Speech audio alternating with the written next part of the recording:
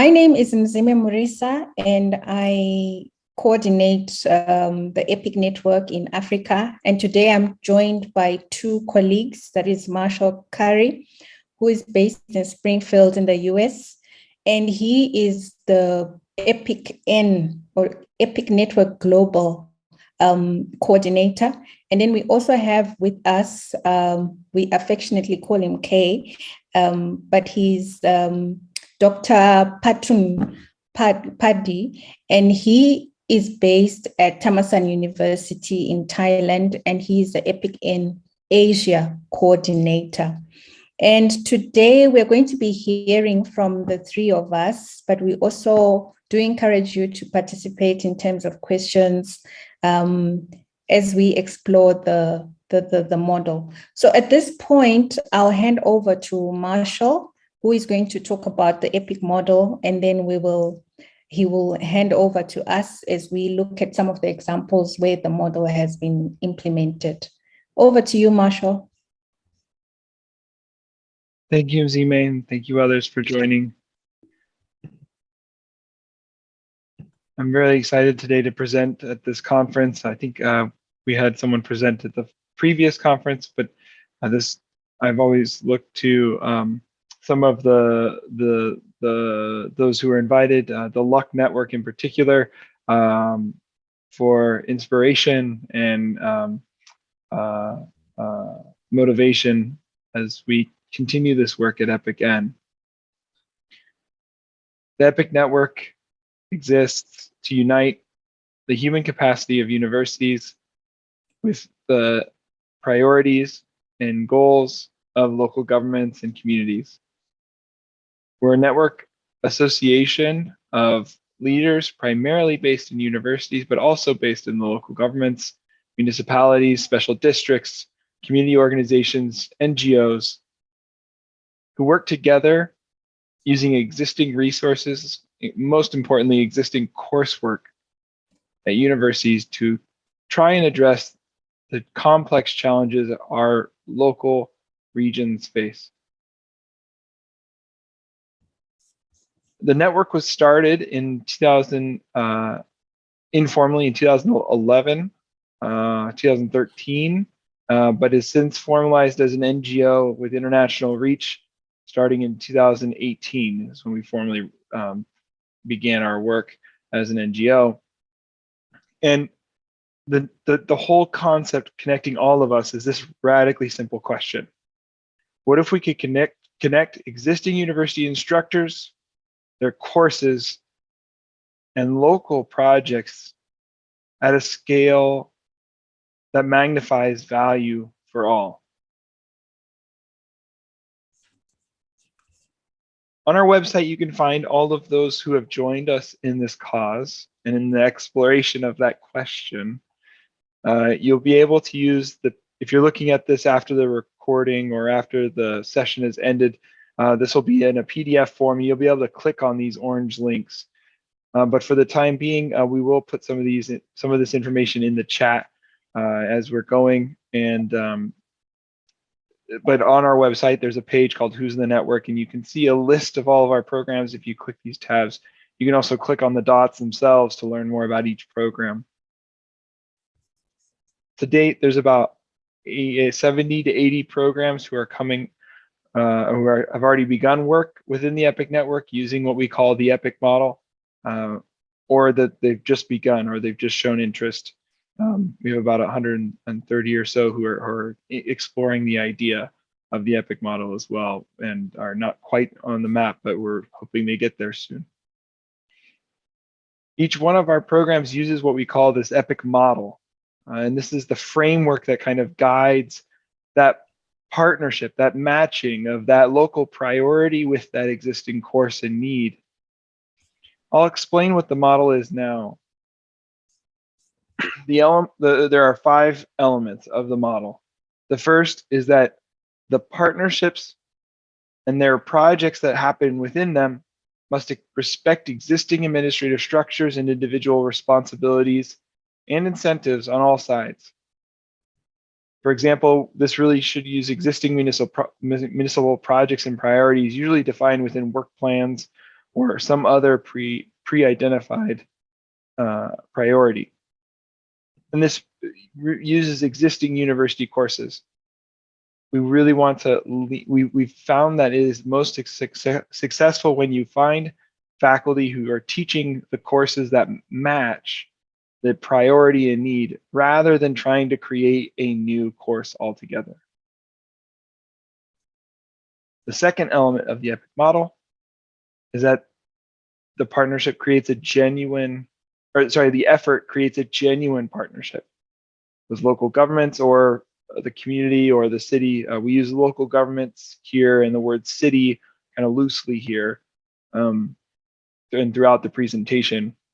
But the goal is this genuine partnership, this formal agreement between partners, putting them at equal footing or equal sides of the table.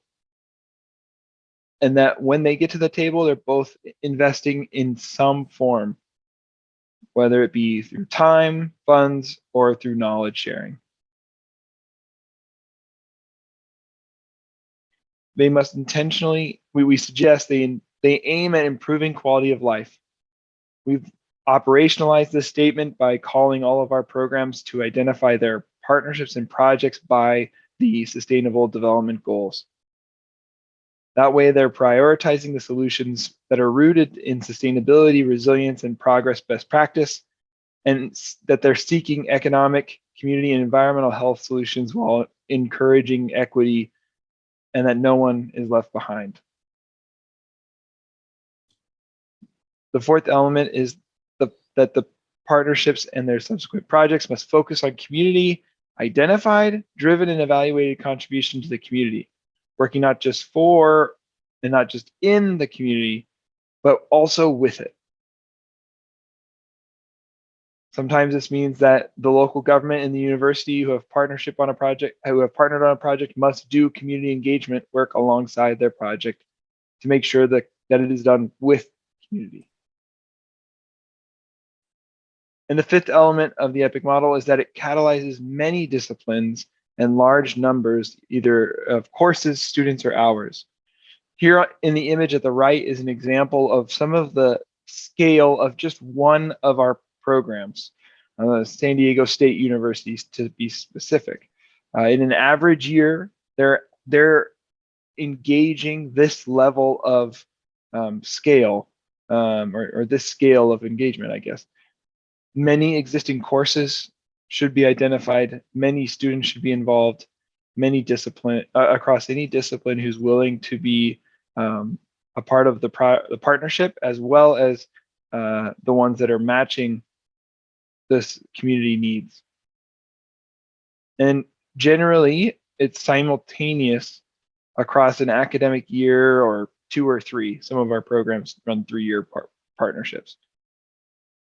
And we've seen success with all of those.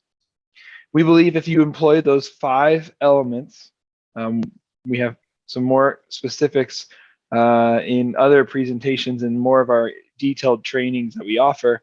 But if you employ those 5 elements, you can realize some amazing, unimaginable solutions to really complex projects at the local level. And that's why we're here today. We want to share that with you and also give you very specific examples about how this model changes and shifts a little bit in the different regions in which we're operating.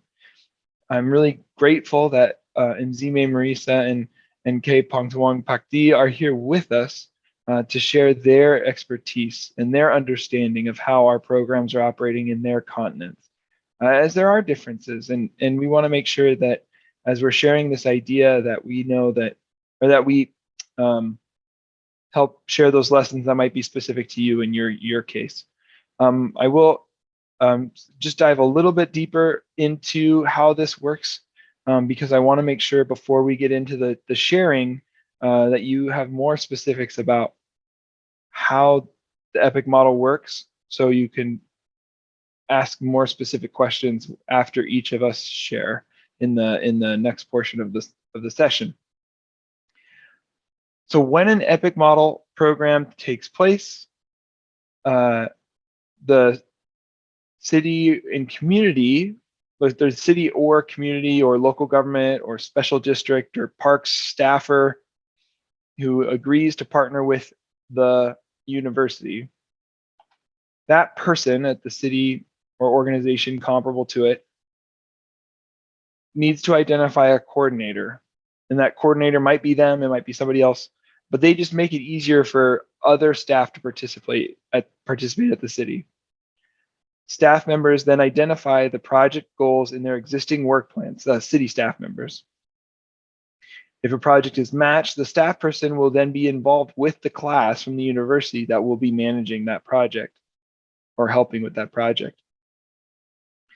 And then the coordinator from the city and their other staff members, their colleagues, will also identify additional stakeholders to be involved within each project.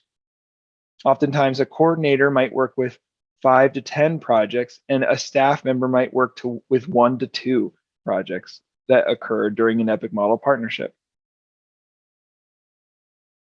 On the university side, the university identifies an EPIC program coordinator, again, in a similar way.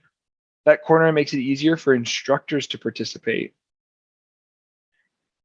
It also allows the community to have one person at the university to talk to rather than trying to coordinate with all the other faculty. The instructors will then work on their individual projects, identifying what type of analysis or products their students can produce that might match the community partner's needs.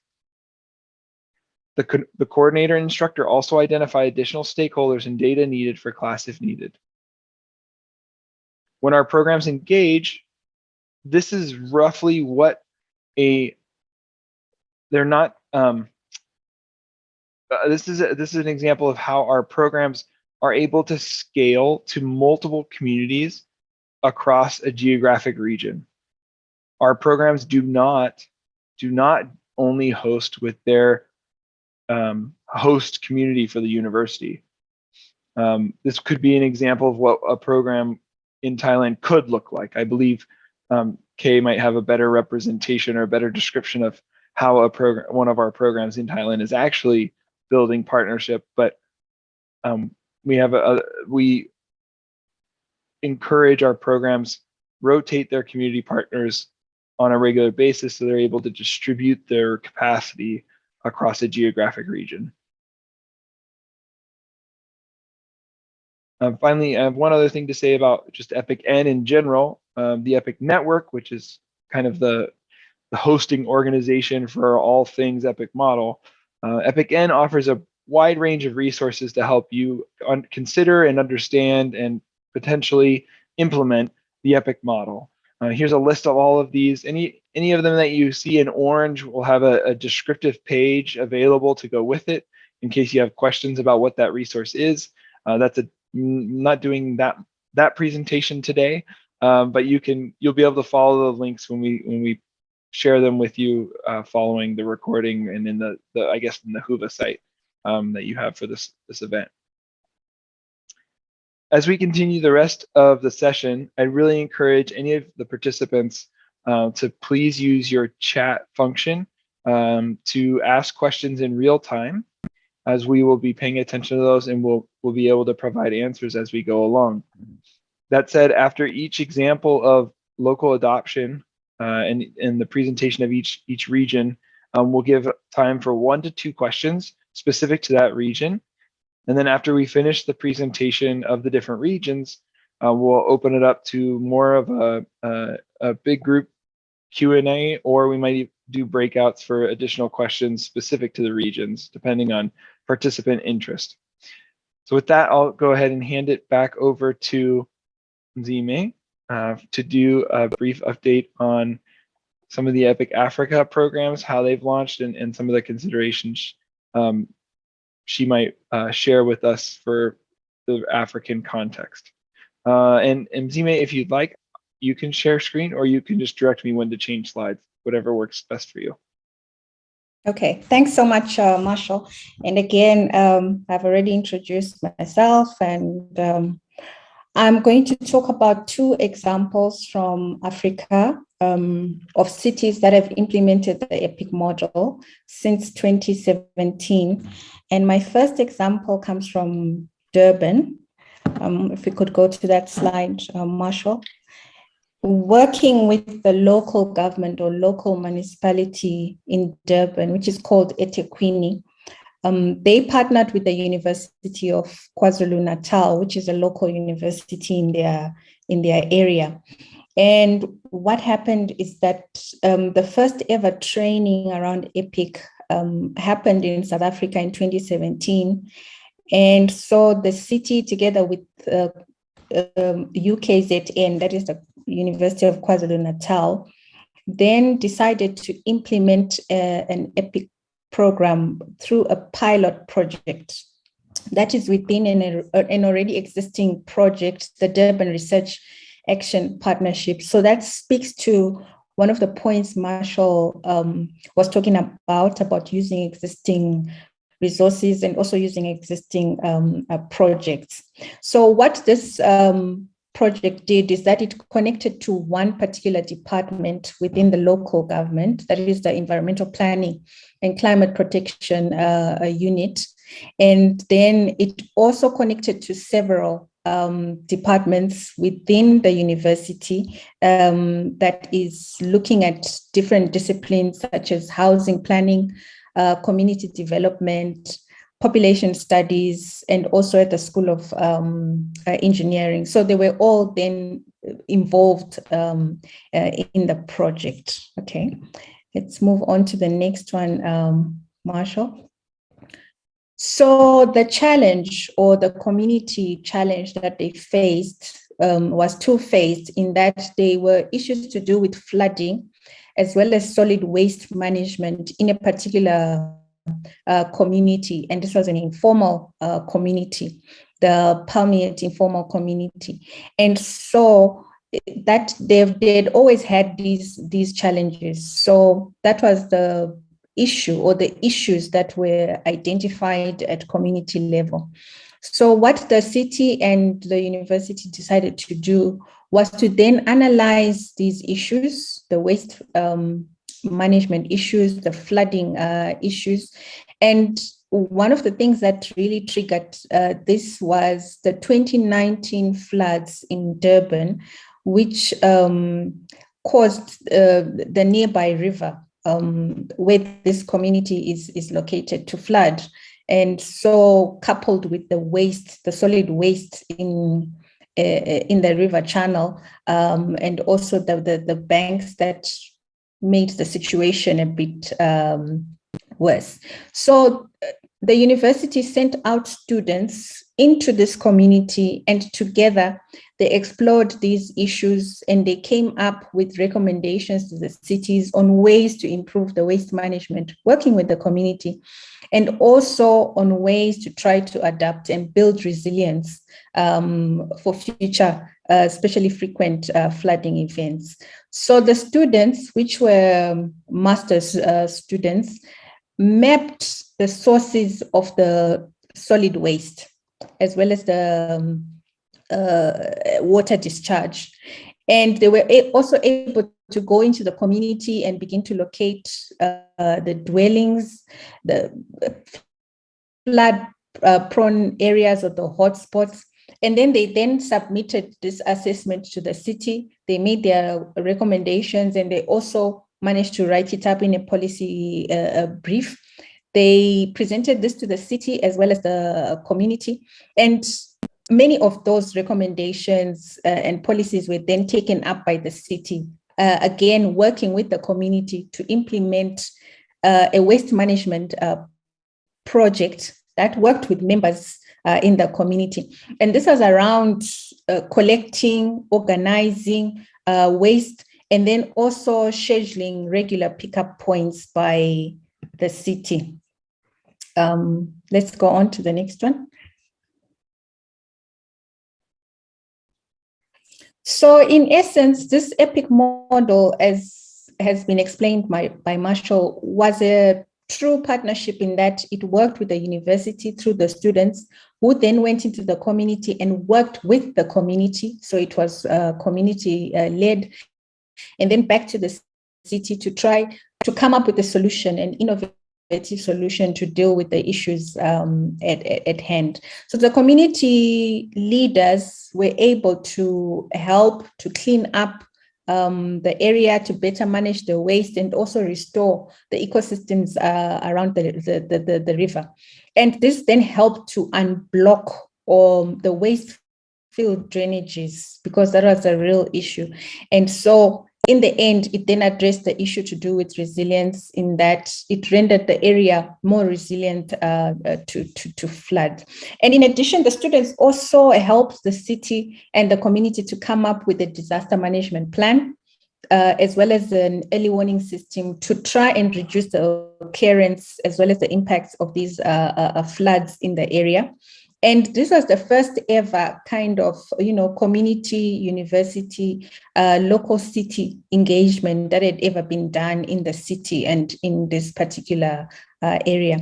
Of course, there were some delays since 2019 due to COVID-19, but a lot of the recommendations and the policies, as I had said before, were able to be implemented, and some will continue to be implemented as the city looks forward to continuing working with the university and expanding the program beyond the departments that they worked in the pilot phase.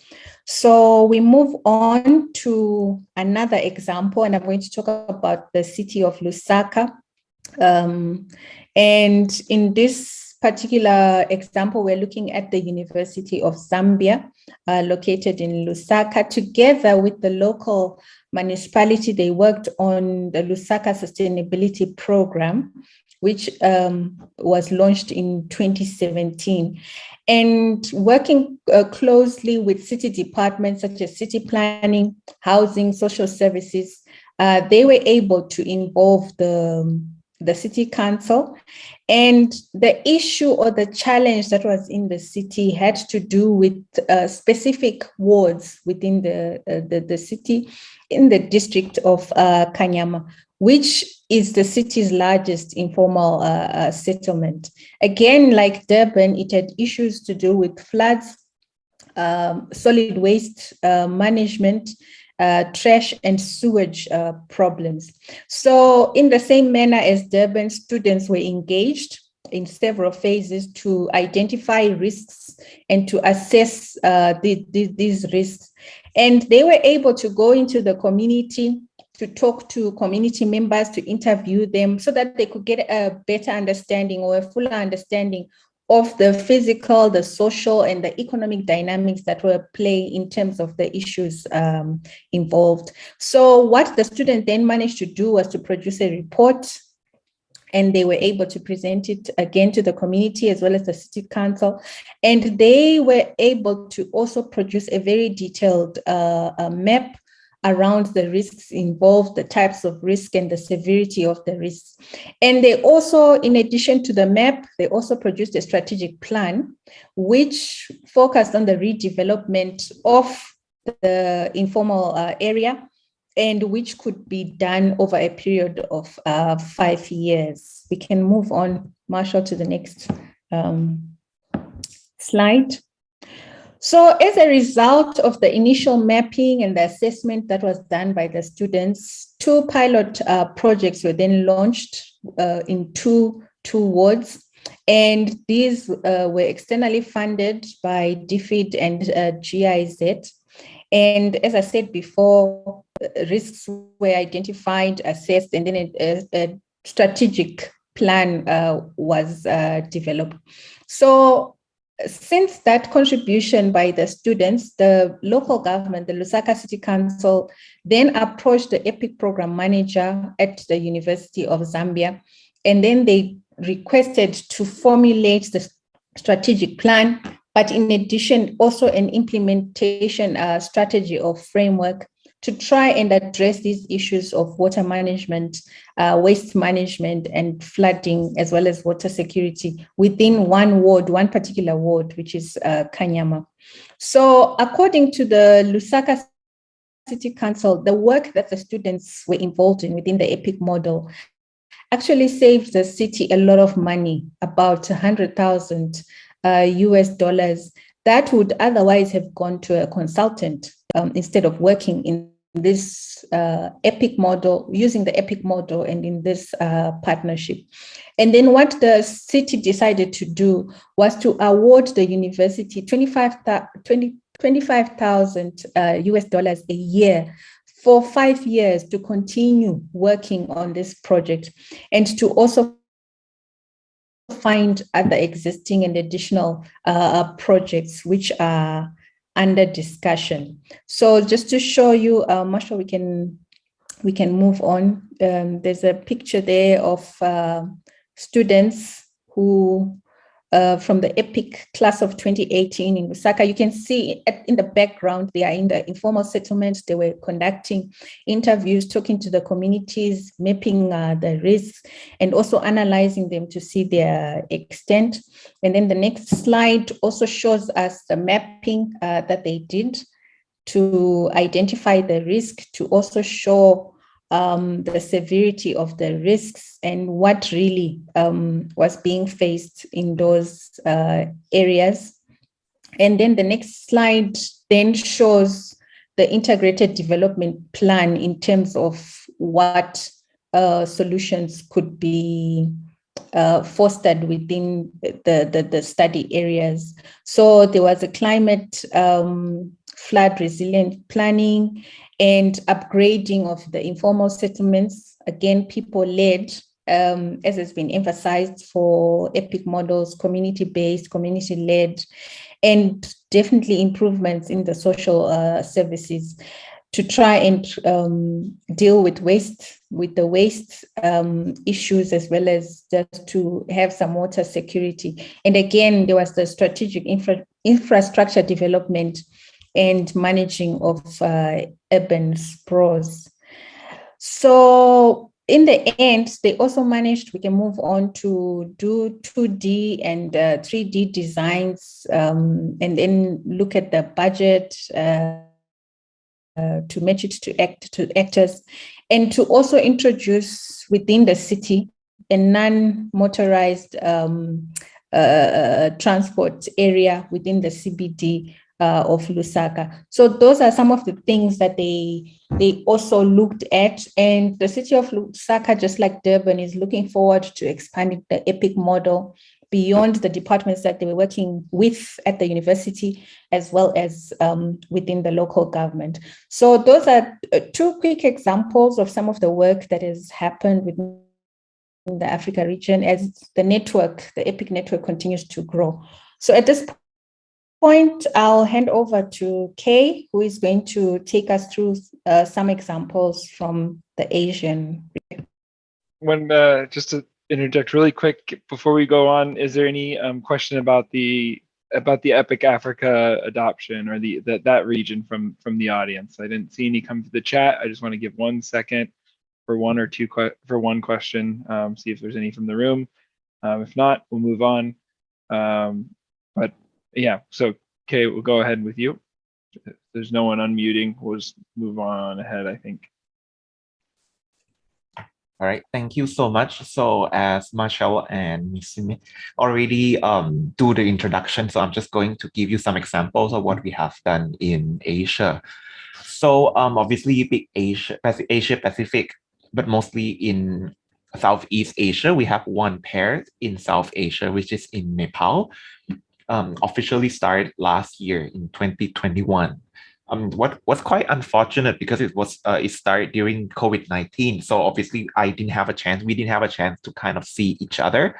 And a lot of programs also started during the peak of COVID in most countries. So a lot of the program experienced some problem while they're trying to get the program started. We received generosity from UNEP seed grant, so we managed to have 11 programs started. Other important partner, including the Ministry of Environment Japan, Driving Earth Exchange, Second Nature, UNEP, as I've already explained, ICLEI, START, and UNFCCC. Yep. Right now, as I have explained earlier, we have 11 pairs so far. A few interested, they will be joining in the future. a little bit different compared to the program in the state. Obviously, in the state, it was being advised to rotate the city, the municipality. But in Asia, from my understanding, most of the program kind of have a long-term commitment with the cities, which can be excellent as well, because when we're trying to expand the network to Asia, I receive a lot of how to say, we receive a lot of comments from many Asian university that in the context of Asia, a lot of university have already worked with cities, but obviously students are missing. They are not, unless they're doing project with the professor, not many students get involved with the project. So the big N is kind of revolutionary because it's encouraged lecturer to kind of open doors and let students to participate in a lot of programs while integrated in the teaching. We currently, I'm sure most of the people who join our presentation today are from Bangladesh. We currently do not have any pair from Bangladesh. However, I would like to point you to an institution in Thailand, which is Asian Institute of Technology. The program that is being run by AIT right now is run by a professor originally from Bangladesh. Supposed to be talking to him soon. So he's planning to expand the EPIC program to Bangladesh as well. He has some partnerships with University in Bangladesh, especially in Dhaka. So let's see whether that will be interesting to see what's going to happen in the near future in terms of expanding the EPIC programs to Bangladesh.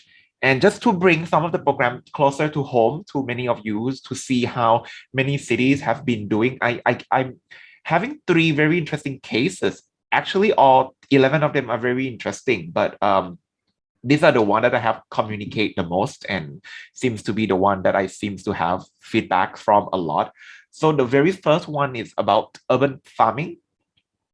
So it's from Sultan Idris Education University in Penang State, Malaysia. So this municipality is not on the island of Penang, it's on the land side. Even though it's a city, it's kind of have like this mixture between the city and the rural area. So in the scientific, not scientific term, in the educational term, in the academic term, we call this area Desa Kota, which have the mixture between the urban and the rural area. So the municipality is trying to save the agricultural activity from disappearing entirely. And at the same time, a lot of activities in this area create a lot of waste, and the burning of leaf, the burning of leftover create a lot of carbon dioxide, a lot of PM 2.5 to the area. So the city need collaborate with the universities to implement smart farming.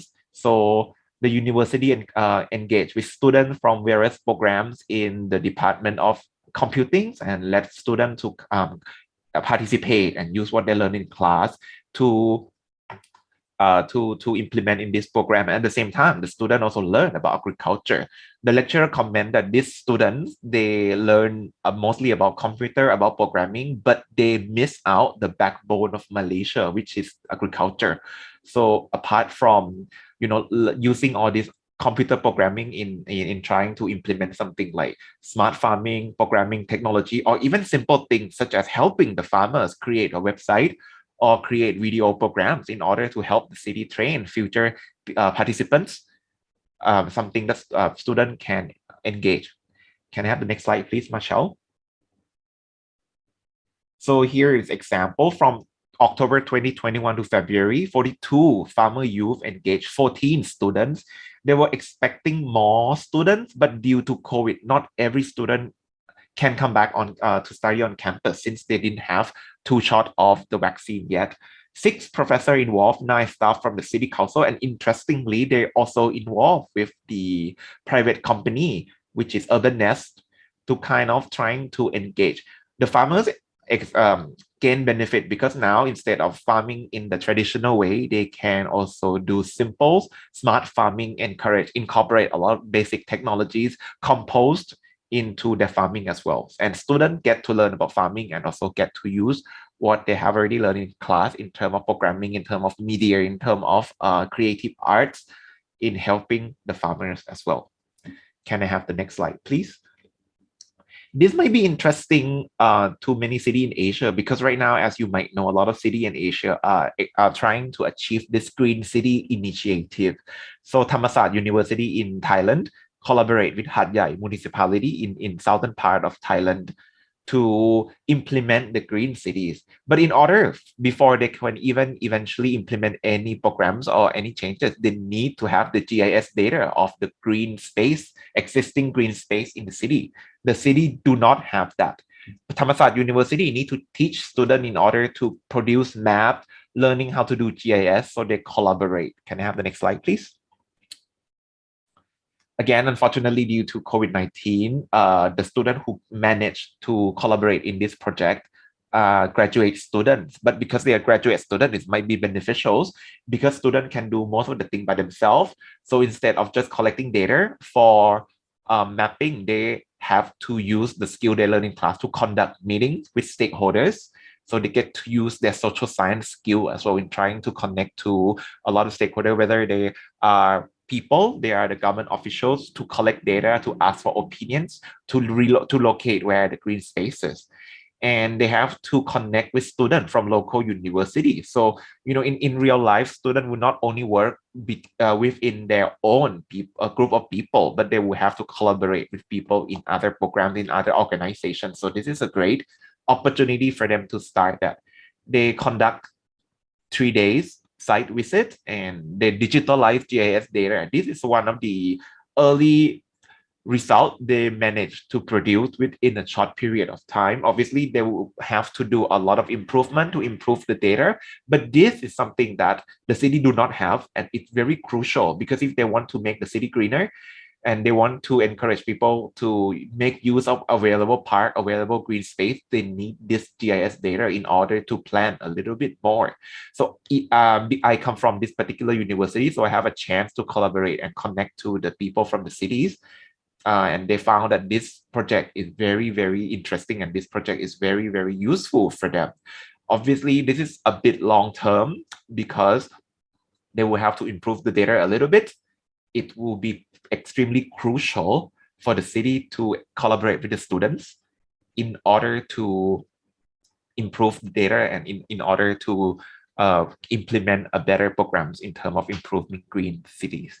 Can I have the next slide, please? This is also from Thailand. I initially want to use example from other country, but I didn't manage to get a lot of pictures. So this is the one that I get a lot of pictures as well. This is quite interesting, and this is something that is very easy for a lot of lecturer. A lot of people can actually use this and incorporate into the classes. I have a conversation with a lot of people, and when I ask them questions like, why don't you implement this? Why don't you integrate this into the classes? A lot of lecturers seem to have difficulty. So I'm like, let me give you a very basic example. This is Chiang Mai, in a city in northern part of Thailand, very famous for tourism.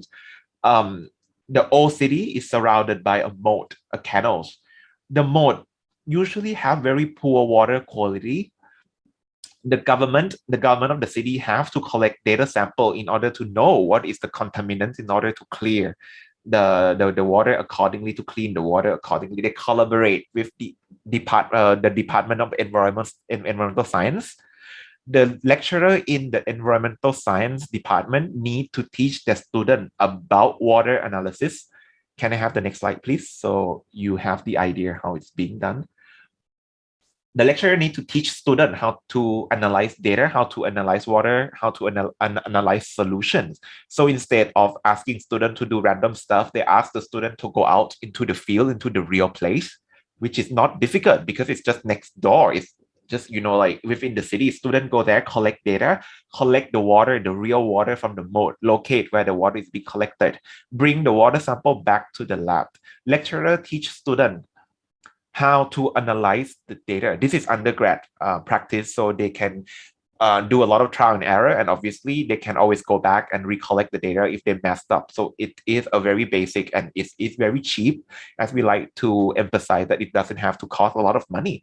This is a project that I found very interesting because it doesn't cost much money, to be honest. Students can just go and collect the water anytime they bring back to the lab. Teacher teach them how to analyze the water once the student works are being graded, the lecturer can actually send the student works to the cities, and the city can use the student works to realize what is the contaminant in the mode, and then collaborate with other programs.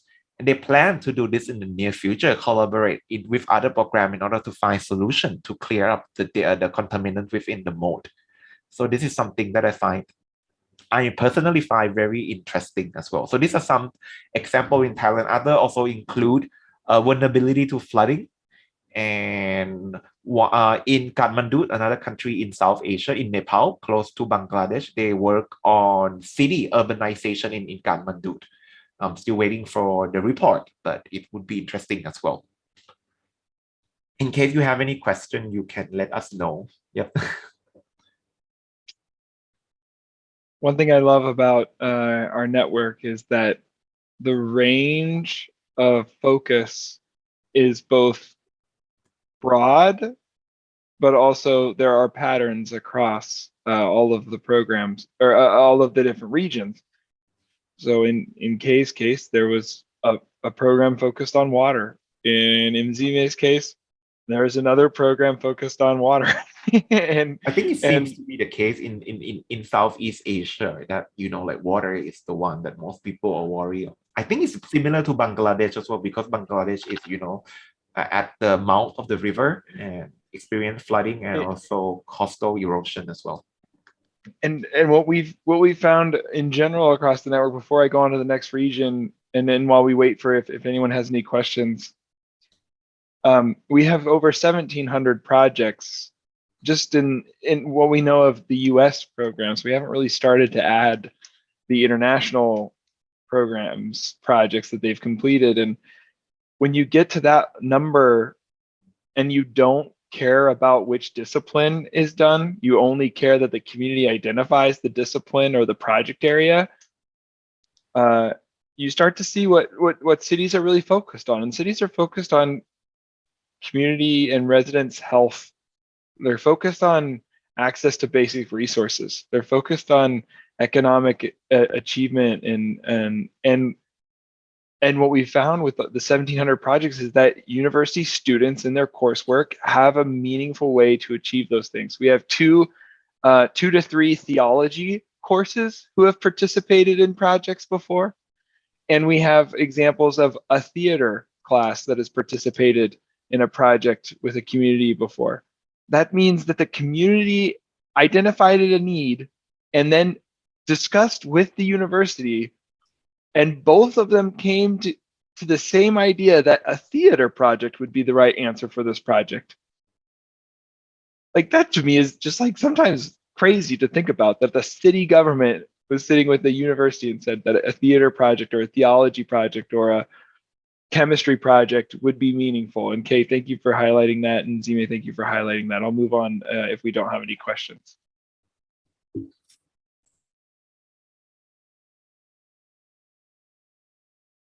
Okay. So I'm going to start with the US. Again, it's the region that has been active the longest in the EPIC network. You can see in this image a picture of that there's a lot more programs in the US right now. If you'd like to go, there's a link in the chat, and we'll also make sure that's provided. If you want to go read more about any of those programs, you can just go ahead and click on those dots and click on a page that describes each of them. But I do want to highlight that within the US work, recently we've launched a new community of practice programming. It was launched in October 2021, where programs, again, there are many, so we're beginning to put them together as a network and ask them, how would you recommend that you support one another on a series of complex topics that are crucial to the success of EPIC network programs? The first three launched in October 2021. The first two have completed, and the third one is still ongoing. These are open to international participants, but we've found that most of the participation is being done by the US programs, as they're held in US time zones at this time.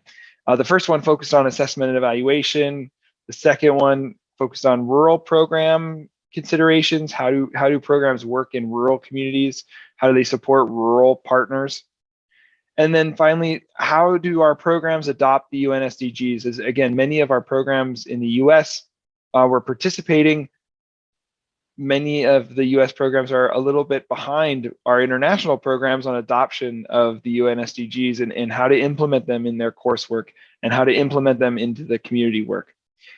So these are just like three of the main, three of the many things our programs are thinking about. And I just wanted to highlight that that's something new in the USA network. And now I'm going to dive into one specific example. Kay mentioned this, it's hard to choose which example to bring, but I wanted to bring an example that I'm really excited about, as they are continually doing work that inspires the rest of the network. And also, they focus on helping communities who are not able to afford the same type of work in a consultancy, or even the same type of work from other EPIC programs, as this program is sponsored entirely by their university. This is just a brief description of what they do and who they are. They were founded in 1993. So before EPIC N existed, this program existed and has grown into the EPIC model. They engage with communities by matching them with the knowledge and experience of Texas A&M University faculty members that lead students as they participate and work to apply their knowledge and skills to real-world projects. By doing so, Texas Target Communities fulfills the university's mission of teaching, research, and service. Between 2013 and 2021, 142 faculty and 1,500 students, or 1,560 students across 87 different courses worked in 45 communities. The scale of our EPIC programs are amazing. The projects included 230 community meetings, culminating in over 407,000 student hours worked, valued at more than $11.6 million for communities across Texas. Again, the scale of these programs are incredible when they're unlocked and they're achieved. So we hope we inspire you to start others like it. This program focuses on high impact service learning and community engagement. They partner with small communities to assist with needs that would otherwise go unmet.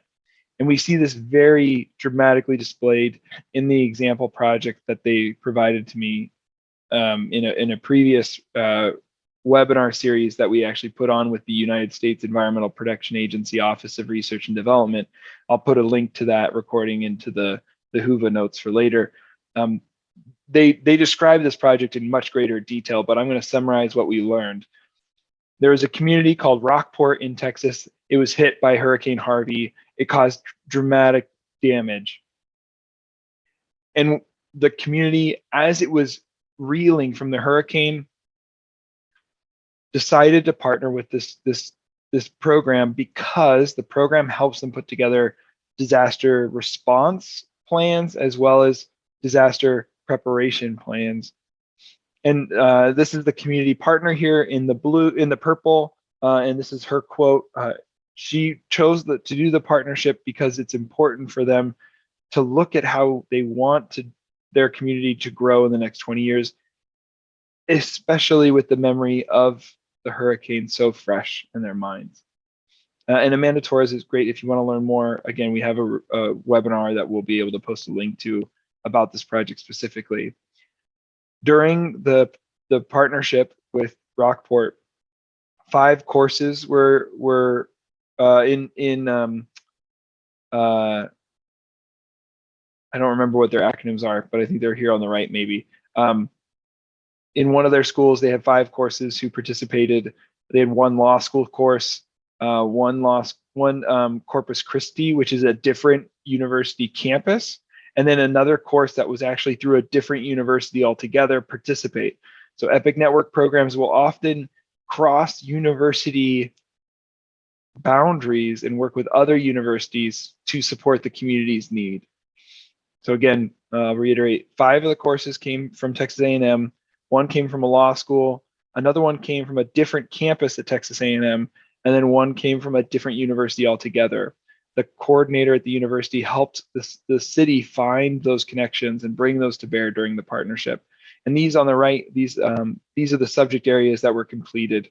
during the partnership, or were worked on during the partnership. So majority of it was done within a focus on a comprehensive plan for the city, but also there were designs for downtown revitalization, green infrastructure work, legal components for mitigating flood impacts, and then youth doing interviews of youth to see what they were thinking about the hurricane and ways forward.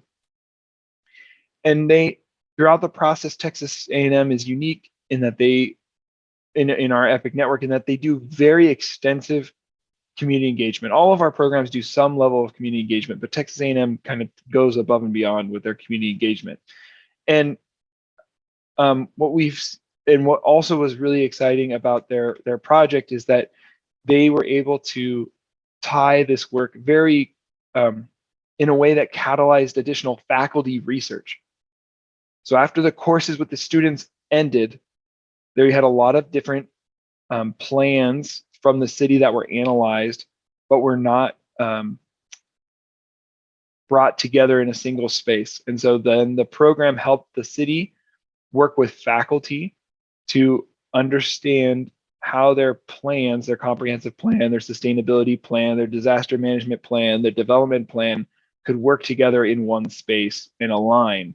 So that way there were not contradictory messages coming from the city as development goes forward in the aftermath of the hurricane. And one other note I'd say here about our USA network is that this is, again, just one example. You saw the range from just this one program, with 70 or 50 or so programs in the US in operation right now. The range of focus of these projects really vary depending on the city's need, and we have over 400 communities who have partnered with EPIC programs that we believe. It's about 400 at this time. And the range of interest and issue is always different depending on that community need. So I just want to highlight that one more time. And I'm going to go ahead and skip our questions for the USA network. You can ask them to me in a little bit and move on to the Latin America update. This is a relatively new update. We've never had a Latin America update in one of these presentations before. So bear with me, as this is a very new initiative. Where EPIC N is partnering with the Inter-American Institute for Global Change Research, or IAI as it's called, as well as ICLEI and UNEP GAN to launch a new region of the EPIC network. In January to March, we did a call for positions of different coordinators to be brought on. And just this last week, we begun a process of exploration to find out what would the considerations need to be for the EPIC model to be used in Latin America and the Caribbean. In April and May, we'll begin to get reports from that work. And then in June and moving forward, we'll begin phase 2, where we start to host trainings and workshops in a similar way as we've done with EPIC Asia and EPIC Africa in hopes of expansion.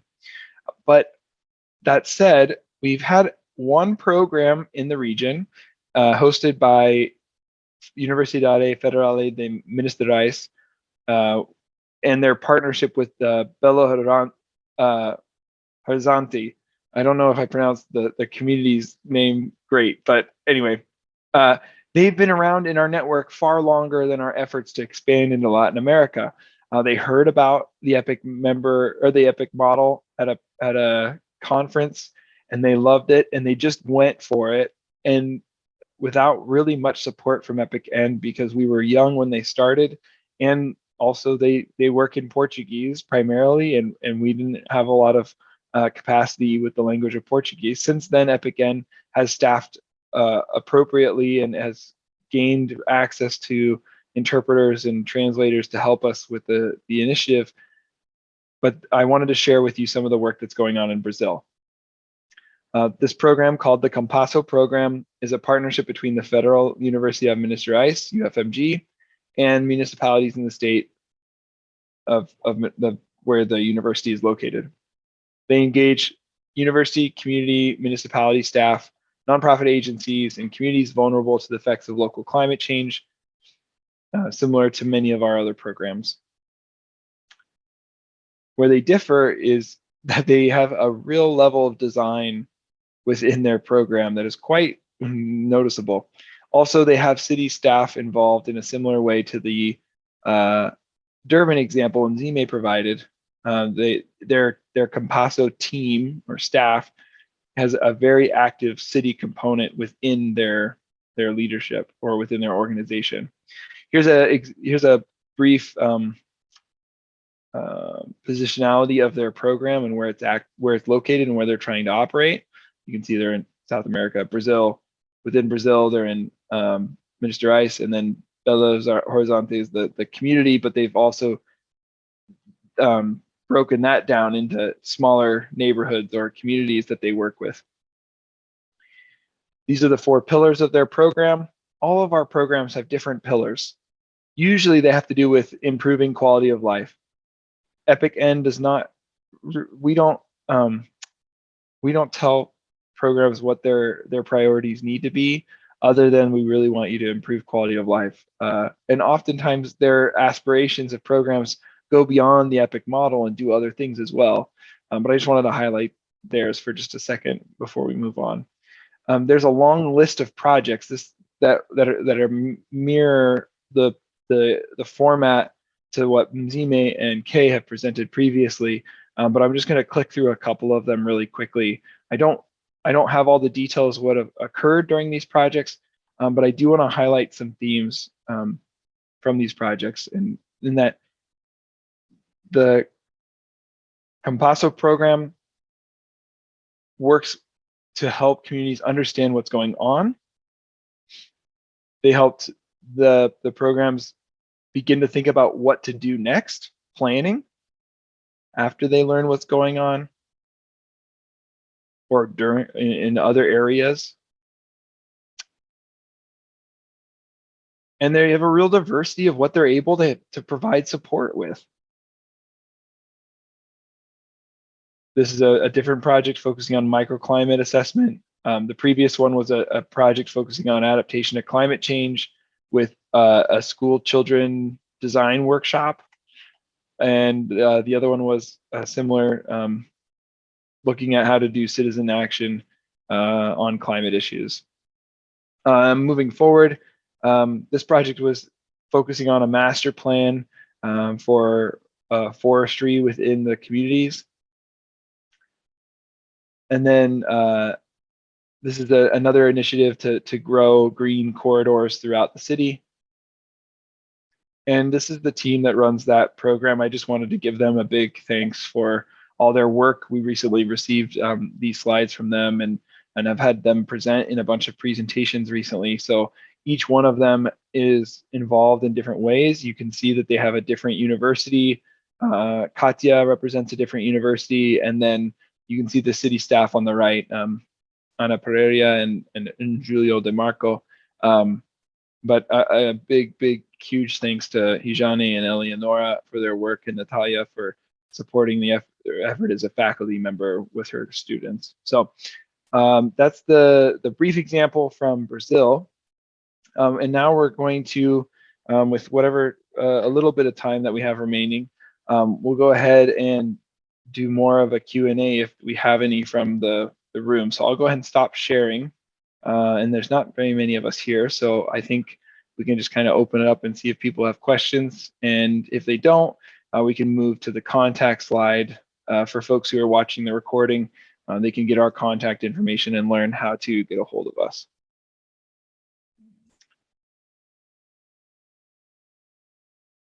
Are there any questions from participants for Nzime, Kay, or myself?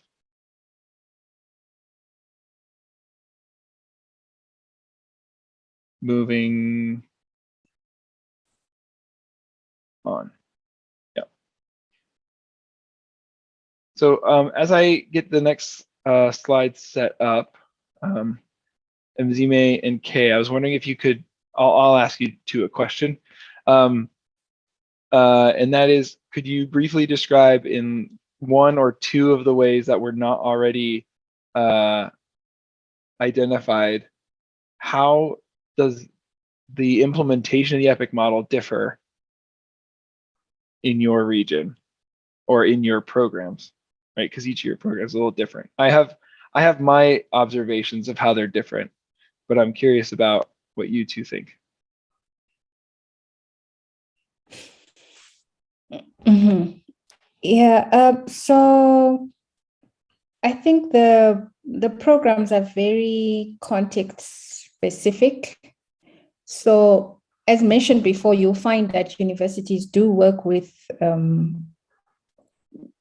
local municipalities or with communities, but this element of involving students sort of at a long-term strategic level to make sure that you're harnessing the passion and the energy of the students and making sure that they are the ones on the ground and that it's community-led. I think that's what makes the difference with EPIC. So far, we've found that in the Africa region, it's the universities that are driving most of the processes.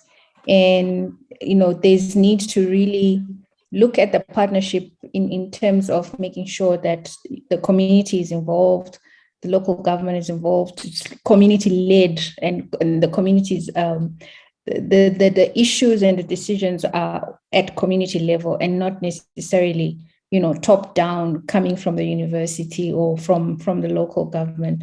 So I think so far this is what we are dealing with in the African region. I don't know how Kay has experienced that.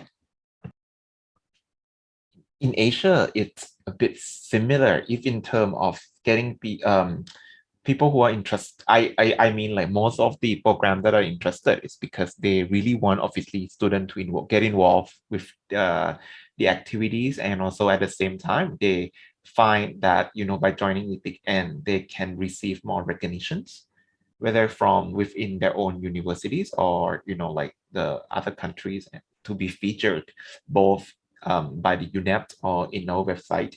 So they find that really interesting and can be something that is useful for them.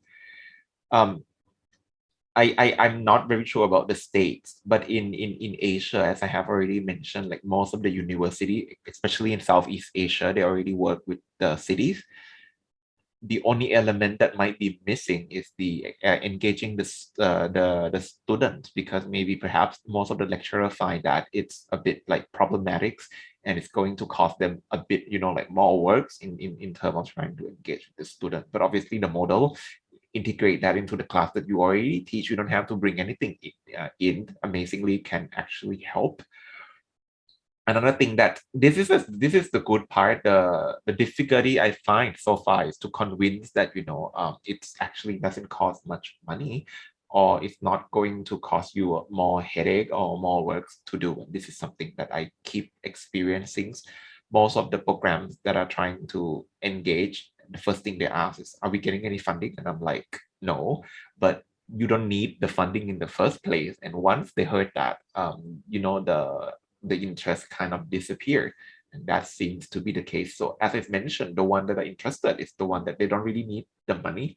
They want more recognition and they really want to make changes to both the university and the municipality.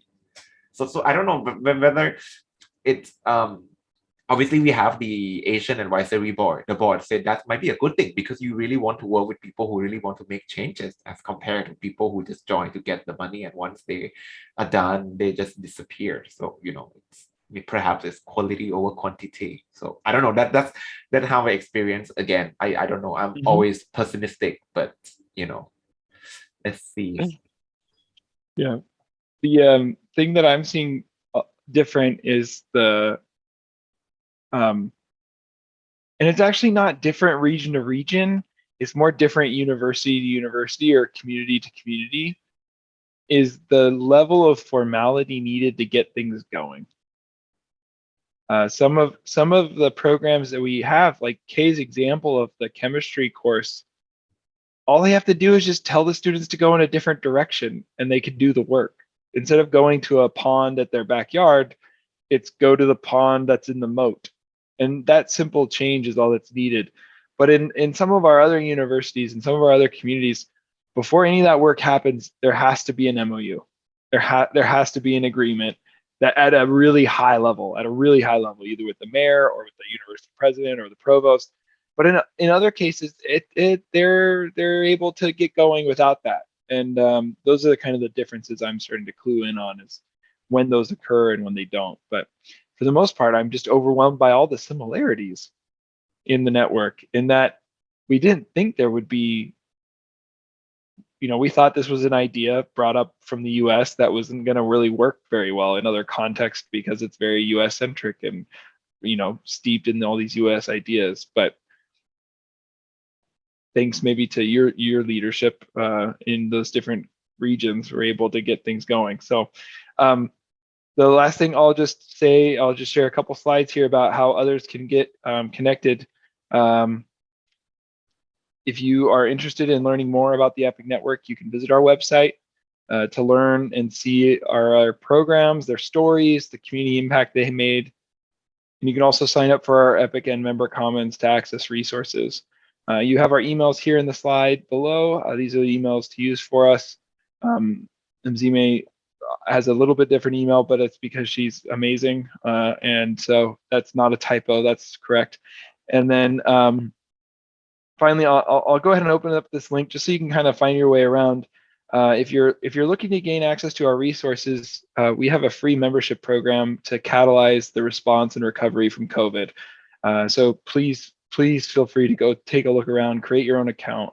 Once you're in, and even before you're in, if you just want to know what the resources are and how they work and how they're used, you can go ahead and click on any of these links now. There's resource pages here that describe how you use that resource and how you can get involved in the network. So there's a different one for courses, for example. You can kind of take a look at what those all are before you sign up. And then after you sign up, one thing I'll draw your attention to is this project library that we have that has examples of over 1,700 projects have been published here. And if you take a look, you can kind of see how they look. They're brief summaries of the projects, and then oftentimes they have a link that you can take to either get to the report that was actually done by the students and the faculty, or back to the program. And there's also, search functions that are available, and we ask all of our programs to tie the projects to the SDGs if they can. So this one, the program said, we think this project has to do with SDG 9, 11, 12, 13. You get the gist. There's other resources in here. I won't spend any more time on that. I'll just say thank you for your consideration in joining us today, and thank you to our amazing team, Mzime and Kay, for giving us a little bit of a summary of what's going on in their regions. With that, I think we can go ahead and wrap this presentation or open it up to other questions from folks if there are any. We were expecting to have a decent amount more questions, so I think we ended a little earlier than we expected, Fahad. But thank you for hosting us. We really appreciate the conference, and also thank you to UNEP GAN, our partners, who encouraged us to get set up for this session, and we really appreciate them and their partnership with us. So thank you, Sharon. I'd like to apologize again for the awkward situation that happened, and hope people will be able to enjoy your session from the live telecast and the recording. So thank you again. Have a great day. Thanks, Fahad. I'll download the slides as a PDF and upload them to that folder as soon as I can, right after we close. Thank you. Thank you. Bye-bye. Thanks, Kay. Thanks, Mzime. Bye. Thank you. Bye.